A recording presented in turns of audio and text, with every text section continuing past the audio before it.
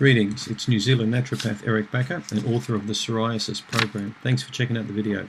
This is the fourth video in the online Psoriasis program self-help series. There's a huge connection between Candida yeast infections and psoriasis. And in fact, researchers have found that since the 1940s that most patients with chronic psoriasis in fact have a digestive overgrowth of Candida albicans, a normally occurring yeast that we find in the bodies of many different people. And it's normally kept in balance, in check, by beneficial bacteria, and it will live there in harmony with a few not so good bacteria and plenty of good bacteria, and these yeast will just sit there and they'll be under control.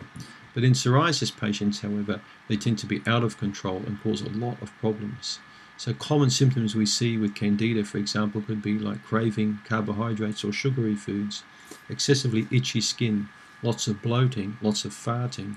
You could have constipation or diarrhea. You could have appetite problems. There could be fatigue, brain fog, joint pain. The list goes on and on. But a researcher, it's interesting when I was doing research on Candida and the connection there with psoriasis, and there's a researcher called Dr. Waldman who looked at a whole lot of different studies and found an overwhelming connection with Candida and psoriasis.